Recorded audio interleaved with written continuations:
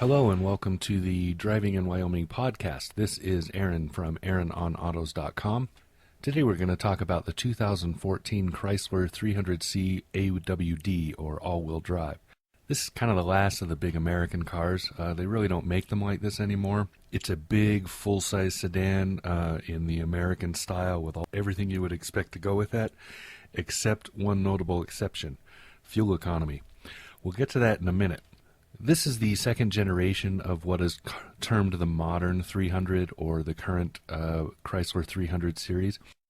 Chrysler's had the 300 for a long time. It was first introduced in the 50s, and it's been through several renditions and then, gone away and come back. The modern 300s, the style is very distinct. As soon as you see one, you know what it is. For the 2014 model year, the biggest change was the introduction of the 8-speed automatic transmission. This does a lot for this car, and we'll go into that further. The all-wheel drive option, which is in the 300C package, the all-wheel drive option starts at around $39,000, and we drove it at about $44,600. For that price tag, you're getting into that entry-level luxury segment, and this is really a luxury car. The Chrysler 300 is a beautiful car. It's a little bit polarizing. Some people like it, some people don't. But it is a very, very good-looking car. It has a bit of nostalgia to its design, which draws upon its roots from back in the 1950s and early 60s, when this car was just one of Chrysler's real showpieces. But it has a very modern look. It's low, has that low ceiling, low roof line, a big square body, rounded bumpers to give kind of a muscular appeal. It's a very, very nice looking car. It's all-wheel drive in this version, and there are some other limited edition versions and a two-wheel drive. It's a rear-wheel driven also available.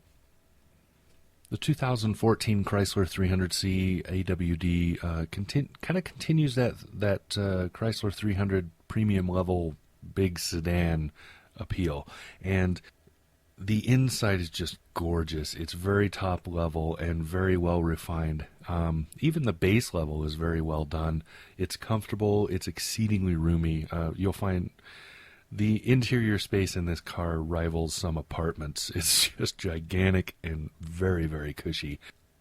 Brushed chrome and an analog clock are there. You expect to see those in these top-level Chryslers. The car sits low and rides low, but you don't feel like you're having to climb down into the car when you get in it. It's big enough and tall enough that when you get in, you don't feel like you're dropping down to get into it. That makes it's much easier to get in and out of than you would expect. You can sit 3 people in the back comfortably, 3 full-sized adults in the back seat very comfortably. We had 2 child safety seats and then somebody sitting between them without any issues of missing elbow room or anything.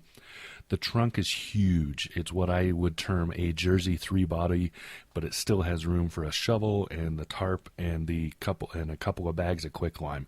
It's just gigantic. You could camp in the thing. Ours had the test drive that I had the panoramic sunroof, which is an option, but it is worth that extra cost, I believe, because it just brightens up the interior. It just opens everything up. When you open that, everything gets sunny and bright and just feels good while you're driving down the road. Driving, by the way, is extremely comfortable. It's a very well-tuned suspension. Chrysler has gone away from that heavy body roll, cushy suspension and gone to something that's a little more stiff, so it just gives a more solid feel to the car, and it just drives very, very well, but it does not lose that cush factor. It's still very, very comfortable. The engine is very quiet. You don't really hear it at all until you press the accelerator down hard and ask that big V6 to give you something, and then it really does. Beautiful exhaust note coming out of the back of this car. Now, of course, when we got it on one day, and then the next day it started snowing, and 3 days later we had over a foot of snow on the ground. Through all of that, with all that snow, we had to make a trip that could not be postponed. And we drove from our home in Pine Bluffs into Cheyenne on that Friday morning, right after the storm had hit, and it was just a lot of snow and very, very bad. This car handled better than most crossovers. It had no issues at all plowing through that snow, getting onto the freeway, going through those icy conditions with the black ice and the packed snow and the stuff that we had going on. Had no issues whatsoever. It drove like a dream. That's a great compliment for a car like this, especially for Wyoming buyers. There's a reason these are so popular here, and it's just a great car. I was very, very impressed. That engine I mentioned under the hood is a 3.6 liter V6, and it's mated to that new 8-speed transmission.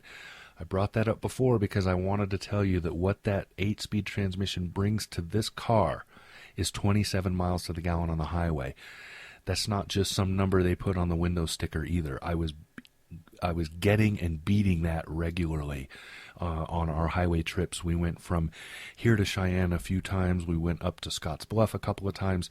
This car had no problems making that 27 miles to the gallon. That is awesome in a car like this.